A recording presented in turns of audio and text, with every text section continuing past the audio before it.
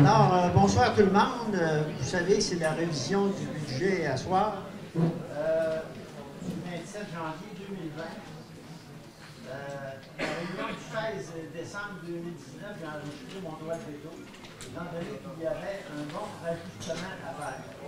Si le 7 janvier... On n'entend rien. Excusez. Le 16 décembre, j'ai enregistré mon droit de veto. Puis ça retardait à l'autre assemblée. Puis l'autre assemblée, le conseil a demandé un ajournement. Fait qu'on était à la troisième à soir, mais je pense bien que je ne mettrai pas mon droit de veto. Parce qu'en gros, c'est en mettant mon droit de veto, je viens de ralentir l'économie de Saint-Marc. Dans le sens où au parc industriel, il y a deux compagnies qui se trouvent intéressées à venir. Vous avez vu l'autre jour à l'assemblée, il y avait le représentant de Nutrinor qui était là. Puis si on ne règle pas le problème, mais si on perd ça, là, c'est un investissement tout de même d'1 million et plus. Fait que j'ai... À ce soir, je n'enregistrerai pas ma dissidence, mais ma dissidence tout de même, mais pas le droit de veto. Il y a venu une madame du MAM. Le MAM, ça, c'est ça, M-A-M-H. Municipalité... Ministère des Affaires municipales, puis habitation, puis il y a d'autres... je pourrais vous en nommer deux phrases de fil, là, mais ça va revenir à la même chose. La madame est venue, puis c'est parce qu'à l'Assemblée de ce soir, ils m'ont demandé d'être être poli au départ. Ça, c'est le MAM. Ils m'ont demandé d'être poli. Fait que ça vous implique, vous autres aussi. Tout le monde ici à soir. Puis surveiller le langage de chacun. C'est ça, là. Puis la madame est venue, c'est Élise qui l'a demandé pour venir aider. Bon, ça, c'est... Il n'y a pas... Non? Qui l'a? Ben moi, madame me dit que c'était toi qui l'avais appelé. Ben, en tout cas, je m'excuse, là, parce que je l'ai ici même.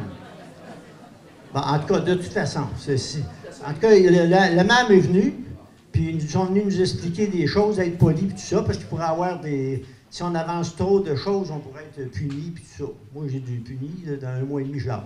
Fait que, une suspension comme Laurent, j'ai eu 3 mois en sac. C'est à peu près ça.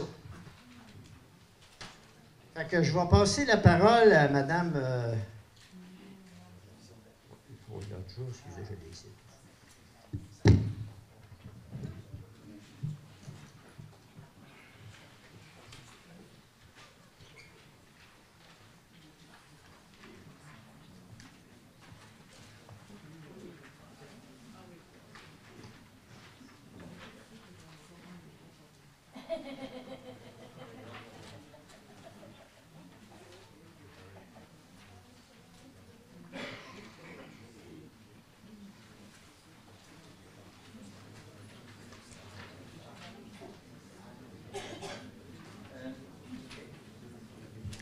À l'ordre du jour ce soir, ça me prendra un proposeur pour commencer. L'adoption du budget pour la prévision de l'année 2020. Adoption du rapport triennal d'immobilisation. Il avait été adopté, mais on va le remettre à soir pour pas qu'il y ait de manque. Période de questions portera seulement sur le budget et le rapport triennal. Fait que ça prendra un proposeur pour l'Assemblée. Madame Christina, est-ce que tout le monde est d'accord avec ça? C'est beau? Fait que Mme Christina, c'est elle qui va présenter un document ce soir. Là, on l'a ici. Fait que je vais y céder le micro. Alors, bonsoir tout le monde. J'ai été mandatée par le Conseil pour vous présenter le budget 2020. Donc, je parle en mon nom personnel et au nom du Conseil, mais on pourra passer au vote à la fin si des membres s'objectent. Donc, ça va être... c'est pas compliqué, c'est le même budget qu'on vous a présenté le 7 janvier, qu'on vous représente ce soir. Les raisons sont simples, c'est qu'on croit que tous les coupures qui étaient possibles de faire dans le budget ont été faites. Et que si on coupe davantage, c'est de mettre à risque la ville. Donc, c'est pour cette raison qu'on vous représente le même budget. La hausse de tarification pour l'eau augmente de 40 $ par habitation. et le taux de taxation reste le même, soit 1 du 100 d'évaluation. Donc, tout dépendant de la hausse de votre augmentation, selon la MRC, ça varie d'une maison à une autre. J'ai fait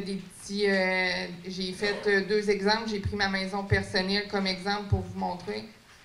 Ma maison a été évaluée 17 800 $ de plus que l'année dernière. Donc, avec la tarification qui est de 40 $, j'ai une hausse de 218 $ par année, ce qui représente 4,19 $ par semaine.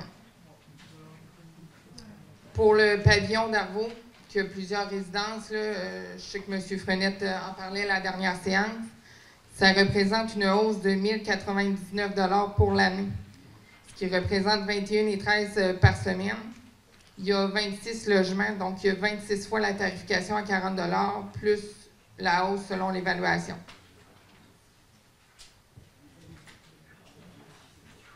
On avait parlé aussi, M. Denis avait apporté le point de baisser la tarification, le taux de taxe, pardon. Juste pour que vous compreniez que ce que ça implique, c'est si on décide de couper 1 sou du 100 $ d'évaluation. En fait, si on baisse de 2 sous, soit 98 cents du 100 $, ça représente pour une maison évaluée à 175 000 de 35 $ par année. Mais à ça, on doit couper 48 208 $ sur le budget. 24 000, une scène représente 24 000 $ et quelques Ouais, c'est 24 104 $ qu'on doit couper dans le budget pour couper 1 sou sur l'évaluation. Puis, on avait aussi apporté le point de prendre de l'argent dans le surplus non affecté pour réduire le taux de taxation. Nous croyons que ce n'est pas réaliste de le faire. On a un surplus non affecté de plus ou moins 157 000 présentement. Les comptables nous projettent un possible surplus de 200 000 pour 2019. Je crois qu'on devrait le laisser en surplus en cas qu'on en ait besoin. Ce qui est beaucoup plus réaliste parce que de toute façon, les citoyens nous ont mentionné que le surplus qu'on avait n'était pas gros. Donc, je ne verrais pas l'intérêt de le dépenser pour faire baisser le taux de taxation. Donc, c'est ça. C'est ce qui résume en gros la présentation du budget pour 2020. Est-ce que vous avez quelque chose à ajouter? Est-ce que vous avez des questions dans la salle? Juste à venir au micro en avant.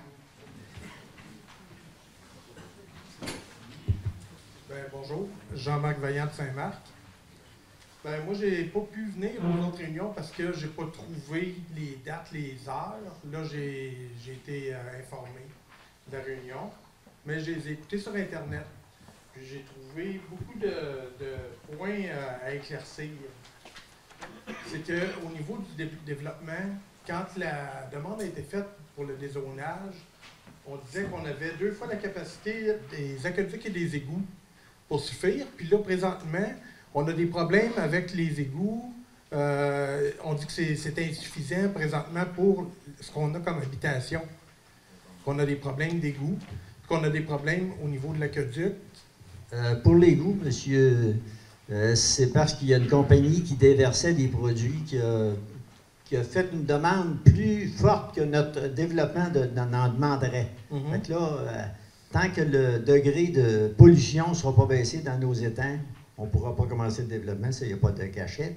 Fait que, mais par contre, la compagnie en question est en train d'investir quelque chose pour l'environnement, un bon système qui va suffire, d'après moi, il n'y aura pas de problème. OK. Puis au niveau de la chloration, ça a été déplacé à la source pour être de la chloration liquide pour justement protéger tout le réseau complet. Il y a peut-être plusieurs années de ça, il y a peut-être 4-5 ans. Puis, vous avez dit qu'il y avait des usagers qui avaient des pompes sur le réseau. Est-ce que c'est légal de pomper le réseau municipal? Je ne sais pas si c'est légal, là, mais en tout cas, l'entente avec Saint-Alban, Saint-Alban est prêt à faire des affaires avec la municipalité pour régler ce problème-là, parce que si on ne règle pas, la pompette tire direct dans notre gros tuyau, puis il y en a plusieurs, il y en a une vingtaine. Oui, mais c'est ça la question. C'est ce qui fait qu'il fait de l'air dans le tuyau. Il y a des municipalités où c'est pas permis de mettre un réseau municipal en vacuum, parce que si tu le mets en négatif, justement, tu peux rentrer des contaminants dans le réseau. Oui, je comprends. C'est pour ça que... Si c'est illégal, ben, il devrait être débranché s'il utilise des pompettes. Oui, mais ça... Parce que là, c'est les citoyens là, qui vont payer pour un problème qui est posé par certains citoyens qui seraient peut-être délinquants. Qui ne sont pas propriétaires ici. Ça, on comprend que c'est la municipalité de Saint-Alban, mais avec Saint-Alban, j'ai rencontré le maire puis le directeur général, puis ils sont prêts à régler le problème avec nous autres. Puis il y a un ingénieur qui travaille là-dessus. Puis après ça, ben, on parlait de remplacer une pompe parce qu'il y avait un manque de capacité. Mais là, on disait à une réunion que la génératrice ne fournissait pas la pompe qui était là. Fait que si on grossit un moteur, est-ce que la génératrice va être à remplacer aussi? Ouais, ça, c'est dans le...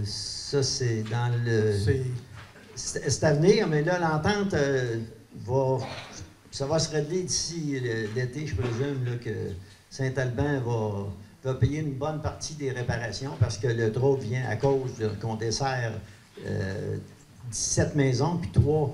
le golf est considéré comme 3 emplacements. Puis après ça, au niveau de la borne de recharge, vous disiez que la MRC en paye une partie, qui est à peu près 6-7 000, puis la municipalité en paye à peu près 2 000. Je ne comprends pas le fait d'un coût aussi élevé d'une borne de recharge quand M. Durocher, à Saint-Gilbert, pour son autobus, la borne coûte 2 000.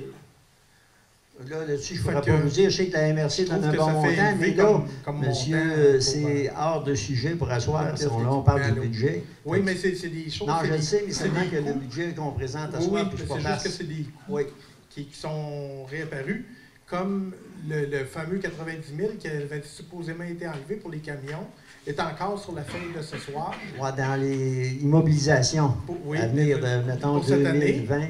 Non, pour 2020. 2020.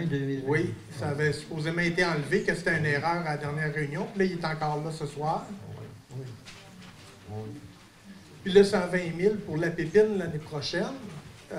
Est-ce qu'il y a moyen de juste avoir un fonds d'immobilisation matérielle roulant? Il faut juste comprendre que le plan triennal qu'on présente, c'est des choses qu'on aimerait réaliser, mais il n'y a rien de coulé dans le béton. Il n'y a aucun projet qui est là-dessus, qui est officiel, et les montants ne seront pas nécessairement dépensés à chaque année. Sauf que la taxation qui augmente est en conséquence de ces dépenses-là. Il n'y a pas d'achat de camions dans notre budget 2020. Le plan triennal qu'on vous présente, c'est quelque chose qu'on doit présenter pour les 3 prochaines années. Là-dessus, il n'y a rien qui est coulé dans le béton, comme je vous dis. Nous, c'est des réalisations qu'on aimerait faire. Si vous voyez le mode de financement qui se trouve au bout, là, la dernière colonne, on a des subventions pour la majorité des choses qu'on veut faire. Le gouvernement donne des sous, on doit les dépenser, on doit présenter des choses qu'on aimerait faire. Ça se peut que ça change en cours d'année, qu'on ait d'autres projets qu'on veut prioriser que ceux-là qu'on présente. Ça, on le présente parce qu'on doit le faire pour les 3 prochaines années, mais il n'y a rien d'officiel dans ce qu'on présente. Oui, c'est un exemple.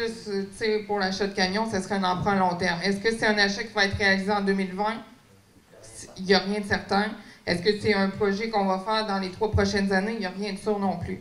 Si on présente un plan de ce qu'on aimerait faire, mais il n'y a rien de coulé dans le béton. Bon, ben, est-ce qu'il y a moyen que ça soit budgété un montant annuellement qui est mis pour du matériel roulant pour éviter justement des surprises, des coûts de dépenses comme ça? Bien là, ce montant-là, 90 000, ça veut dire que ça se peut qu'il se fasse, pas 90 000.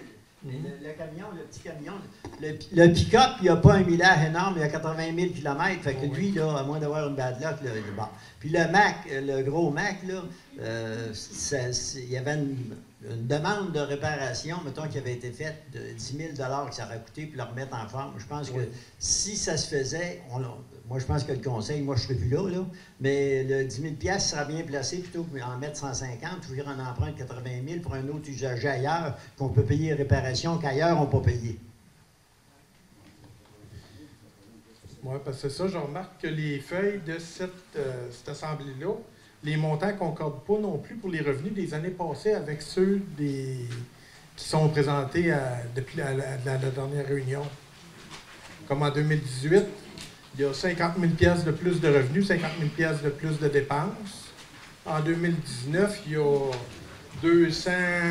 667 000 de revenus de plus, puis il y a 85 000 de dépenses de moins.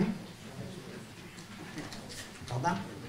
C'est ça, si on vérifie les montants, il y avait 667 000 de revenus de plus. Ah, mais là, c'est l'année passée. Là, on marche sur le budget à la soirée. Je ne veux pas revenir. Vous savez, là, c'est ça que la madame du MAPAC, madame qui est venue, elle dit on discute du budget puis on pose des questions sur le budget. Bien, c'est ça. Ben, les chiffres qu'on nous présente ne sont jamais les mêmes d'une réunion à l'autre.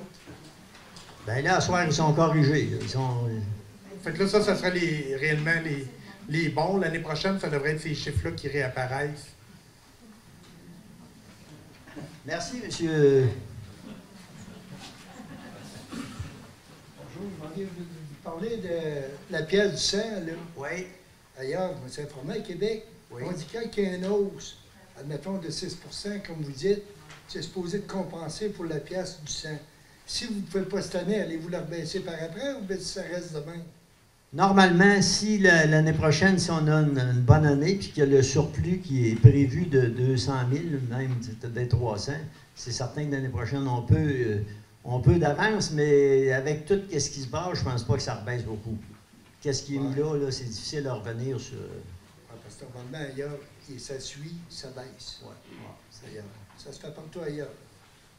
Ben, c'est un bon exemple, puis je dis pas que ça se fera pas non plus. Là. Moi, je ne peux pas me faire l'avocat du diable et dire non, ça se fera pas, mais là, dans le moment, ça ne regarde pas ça. Oui. Si ça aurait été bien budgété aussi, on ne serait pas rendu là. C'est votre opinion. Oui. Oui, c'est mon opinion. OK, merci. Bienvenue. Est-ce qu'il y a d'autres questions dans la salle? Bonjour. Moi, j'étais là aux anciennes réunions. Oui. J'avais retenu, entre autres, la résolution pour la construction de la nouvelle rue. Là. Vous aviez parlé à ce moment-là que si on le ferait des travaux en régie, ça serait moins cher que 270 000. Moi, la question bien claire à soir, est-ce que le contrat a été donné pour ça? Oui, il est donné, mais il peut bien se négocier pareil. Là. Je parle, OK, parce que la dernière fois, on ne m'a jamais dit, exemple, si on m'aurait dit tout de suite, il n'y a plus rien à faire, il est donné le contrat. Ben, c'est dans votre programme, là. Oui. Exactement. Le programme triennal, c'est ça. C'est dans votre chose de vos projets, dans le fond? Oui.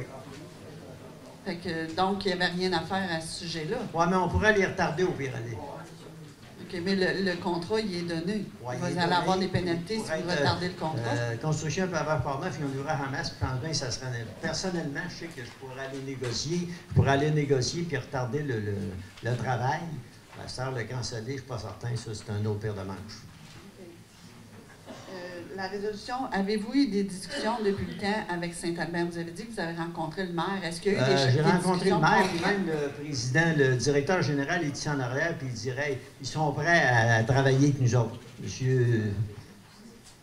Mais travailler, ça veut dire que vous avez déjà parlé d'argent ou pas d'argent? Oh, bien d'argent, là, ça va être un règlement entre les deux municipalités, là, mais je pense que les autres sont très ouverts. J'ai parlé avec le maire cette semaine, on a eu une réunion pour les docteurs, puis en même temps, on parlait d'autres choses un peu avant. Puis, fait que, ils sont ouverts pour régler le problème, les autres aussi. Parce qu'il y en a qui attendent, puis si ça marchait, puis ça allait bien, il y aurait d'autres chalets qui se collecteraient, c'est certain, sur notre réseau. Je sais qu'à la dernière assemblée, vous avez pris la résolution pour les salaires du conseil dans le sens qu'ils ont accepté de ne pas avoir de hausse. Oui. Fait que ça, c'est une bonne nouvelle. Moi, c'est pas mal les questions pour tout de suite. Parfait. Merci. Est-ce qu'il y a d'autres questions dans la salle?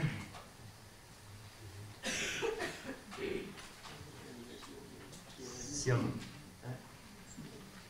beau? Ah,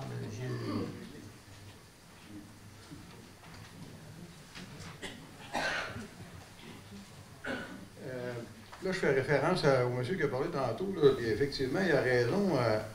La colonne 2018 que vous avez présentée ce soir est différente de la colonne 2018. La dernière fois, le 2019 ne balançait pas. Là, c'est 2018.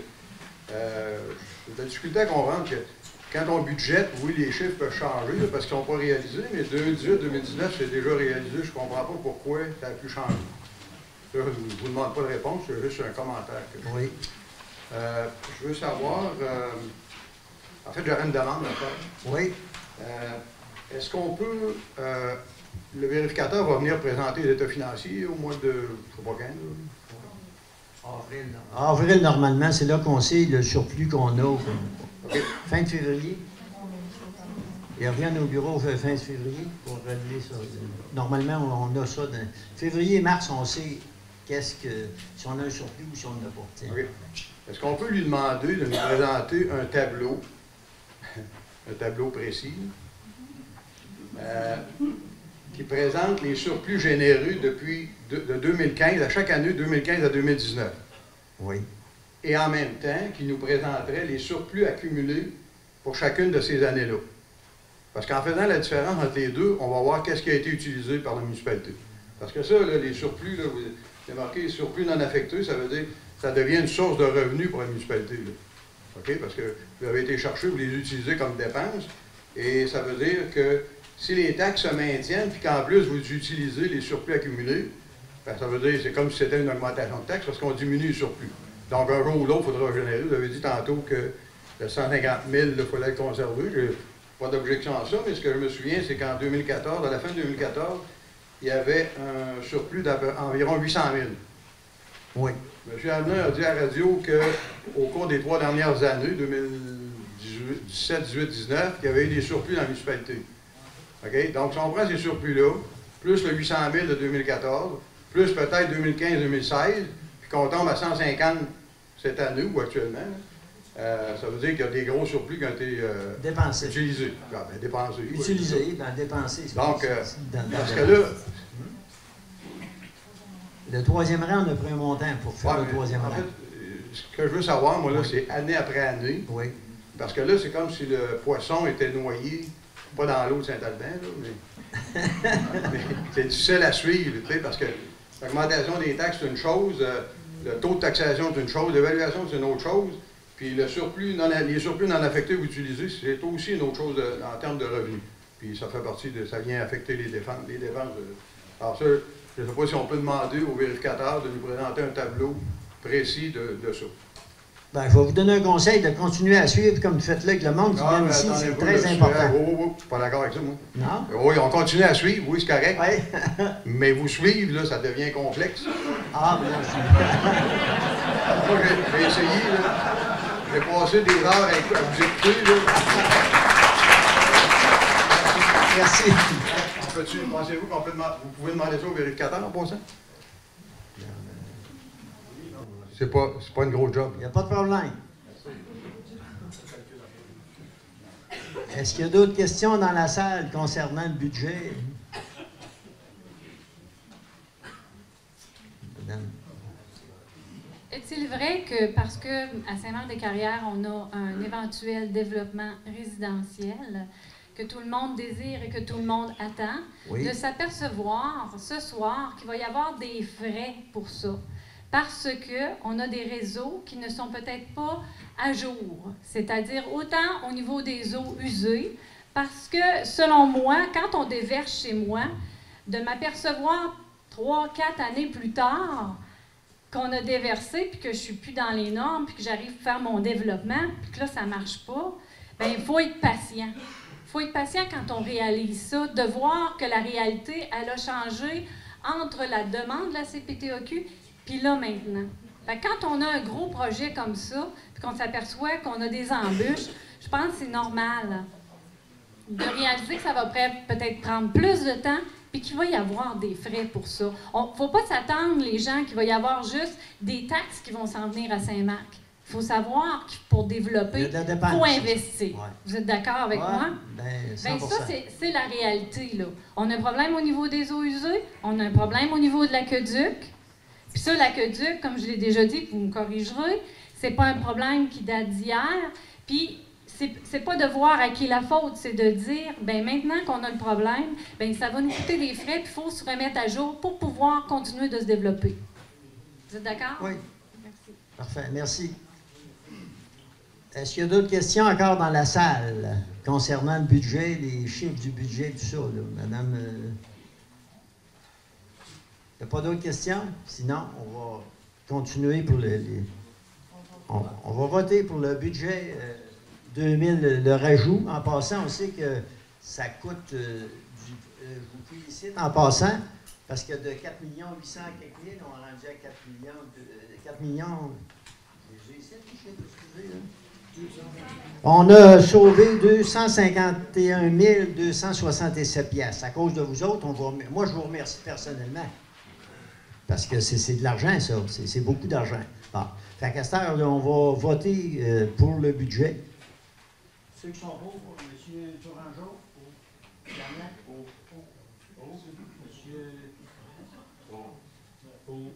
moi, je vais enregistrer ma dissidence.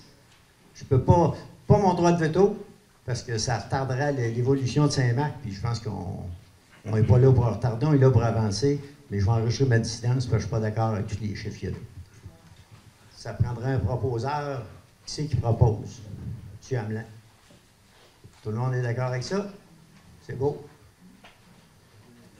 Le programme triennal, on va le reprendre parce qu'en cas, y a-t-il eu des chiffres de changer là-dessus? Là?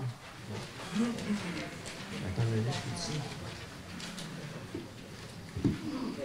Le programme triennal, pour 2020, c'est 766 000 $ d'investissement. Pour 2021, 2 886 667, ça serait le développement, sera là-dedans, une partie. 2022, 500 000 $. Pour un total de 4 152 667 pour le programme triennal. C'est des choses, par exemple, comme on regarde, on parlait tout à l'heure, il y a certaines choses comme des camions, ça ne veut pas dire qu'ils vont se faire, que ça va se faire en 2000 qui s'en vient, là. Ça peut se faire plus tard. Ça peut peut-être bien se réparer aussi. En tout cas, on verra. C'est-à-dire, ils verront, excusez. Fait que, qui c'est qui propose ça, le budget triennal, M. Tourangeau? Est-ce que tout le monde est d'accord avec ça? Levez la main, ceux qui sont d'accord ou pas. C'est beau, c'est adopté.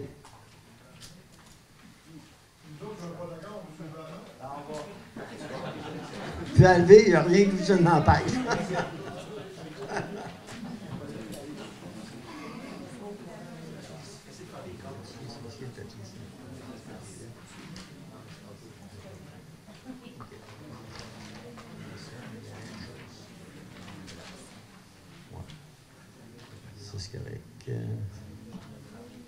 C'est beau.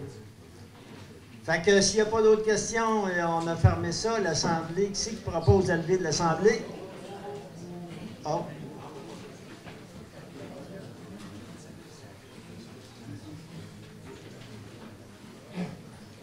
Moi, la question que je me pose ce soir sur le programme triennal, on arrive serré dans le budget. Ouais. Je comprends mal, encore, qu'est-ce qui va devenir dans le futur? Parce que là, on a des montants qui vont s'additionner, des dépenses de 3/4 de million en 2020, de près de 3 millions en 2021, puis d'1 demi-million en 2022. Vous allez chercher ces argents-là où? Ben, il y en a si c'est serré. Il y a des augmentations là-dessus, c'est certain. Il y a des montants que c'est des programmes du gouvernement, mais pas tous. Il faut bien s'entendre. Oui. Parce que quand on fait un développement, on l'a vu, le troisième rang, on a payé 600 000 dans nos surplus accumulés. Puis, il y a une autre affaire qu'on payait là, dans les surplus. Cette année, on n'a pas fait. En tout cas, les financements sont expliqués au bout, là, emprunt à long terme, subventions réservées financières des revenus de taxes, subventions des fonds des carrières, ça, c'est des montants qu'on a à tous les années de la carrière. Rénovation de l'hôtel de ville, bien ça, c'est subventionné pas mal. Il y a des programmes là-dessus. Pas toutes, là, mais il y a une partie. OK. Réfection des rues, subvention de la TEC. Réserve financière, achat de rétrograveuse. Rétrograveuse, c'est ça, graveuse, c'est-à-dire. Réserve financière. Développement industriel, fonds réservés. On a déjà un montant là, de 45 000 pour le chemin de fer qu'on est supposé faire, parce que la compagnie qui veut s'en venir au Nutrimar, ça leur prend absolument la voie ferrée. Puis étant donné qu'on a 9,5, je l'explique, de courbe, avec l'accident qui est arrivé, l'accident ferroviaire qui est arrivé, là on tombe à 7,5. Puis on passe proche d'un ruisseau, fait que l'environnement est là-dedans, c'est ça. Mais c'est en marche, là. Mais il faut prévoir des augmentations de taxes. Je comprends si on veut réaliser ce qu'il y a là. C'est pas la taxe sur l'essence qui va tout payer, certains. La taxe sur l'essence, est-ce que ça va payer une partie? Oui, la TEC, c'est ça. Mais ça ne paiera pas tout, je comprends bien. Bon, la TEC, on a 1 100 000 là, pour 5 ans de promis. Là. Puis on n'a pas touché encore. C'est beau? Pardon. Moi, l'autre question que je me pose, c'est que Mario en expliquait tout à l'heure. Vous faites partie, je pense, quand j'étais au conseil municipal, il a commencé, avec une réserve quand même de près de 800 000 $. Puis elle a fondu comme neige au soleil. Là, on prévoit des dépenses. On ne sait pas encore où sont passées ces choses-là, de 100 000, malgré une augmentation aussi. Et là, maintenant, on voit des dépenses de 4 millions. Moi, je vous dis, en tout cas, vous avez encore une fin de mandat à faire. Cette fin de mandat-là va se faire actuellement en changement de maire. Oui. Moi, je vous dis personnellement, ce que je ressens, c'est que ce conseil-là est en conflit où il n'avait pas la confiance, ne formulait pas une confiance au maire. Ce qui nous met dans des droits assez difficiles. Je trouve ça pénible, parce que ça fait 3 réunions qu'on assiste pour le budget. Les gens se sont soudainement réveillés. Moi, je veux dire au conseil, n'a peut-être pas eu nécessairement confiance au maire, totalement au maire.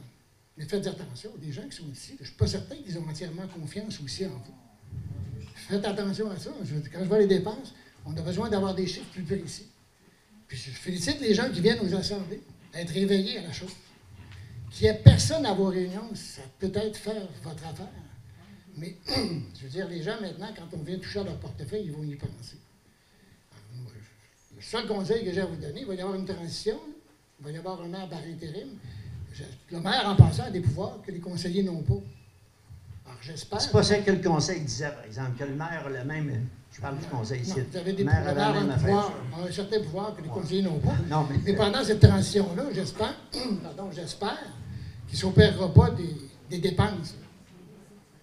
Je veux dire, pour moi, le maire, c'est un gardien. Okay? Bien là, pour les élections qui s'en viennent, là, il va y avoir un candidat à la mairie, bien certain.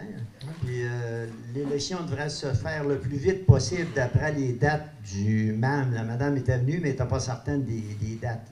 Est-ce qu'on peut savoir quel est le temps? Moi, j'ai manqué une réunion. J'ai pas pu, mais je veux dire, les élections doivent se dérouler dans quelle période? Ben, c'est 44 jours. Ça, je sais que le 44 jours joue, mais ça dépend de la date. Elle ne savait pas si c'est de la date que j'ai donnée Moi, j'ai donné je l'avais donné officiellement, mais j'ai donné ma lettre lundi passé au conseil. Puis elle ne savait pas si ça partait de la date que j'ai mis mon départ ou la date que je vais sortir. Moi, je sors le 29 février. Je quitte.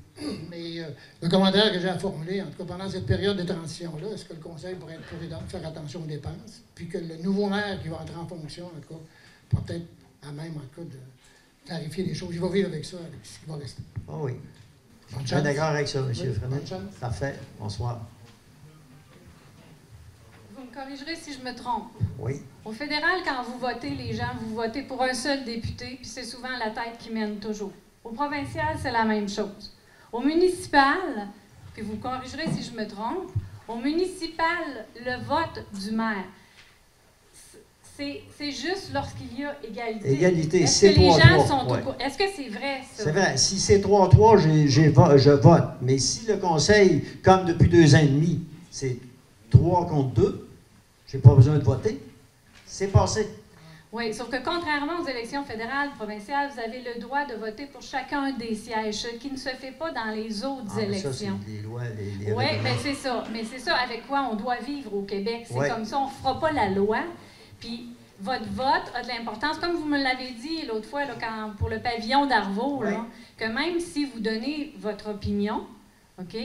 Je sais que vous avez beaucoup d'expérience, mais lorsque le vote est divisé, OK? Parce que tout le monde a droit à son opinion, là. Ça ne veut pas dire qu'on partage toujours la même. On la respecte, puis c'est pour ça qu'on est en démocratie. Oui. OK? Fait que c'est comme ça que ça marche. Il n'y a rien de sorcier dans comment fonctionne un conseil municipal. Ça marche partout pareil. Le vote du maire, c'est lorsqu'il y a une égalité, c'est bien ça. Égalité, je peux voter pour ou contre, c'est ça. Maintenant, ceux qui disent que ça fond au soleil, j'aimerais bien ça, qu'on m'apporte les chiffres pour me le montrer. Et contrairement à ce qu'on a demandé tantôt, parce que moi, je suis venue ça fait 2 ans que je viens aux réunions, je suis pas venue au premier budget. Je me demande pourquoi. J'avais pas été appelée, je le savais pas, moi, qu'il y avait une augmentation. J'étais là la semaine d'avant et je ne le savais pas. Comment ceux qui étaient à la première réunion l'ont su? Posez-vous la question, moi, je ne le savais pas. Puis je suis là ça fait 2 ans que je suis conseillère. On pourrait le mettre sur le bulletin municipal, à toi, mettons qu'il y a réunion, puis sur le site d'Internet, c'est annoncé, les dates sont annoncées, je crois. Posez-vous des questions. Puis quand vous affirmez des choses, moi, j'aimerais ça, que quand les gens viennent affirmer des choses au micro, qu'ils m'apportent la preuve avant de dire des choses comme ça. Merci. Merci, madame. Est-ce qu'il y a d'autres questions avant? Là? C'est beau. Fait que le triennal, c'est adopté tout. Fait que l'Assemblée, c'est qui propose de lever de l'Assemblée. Merci.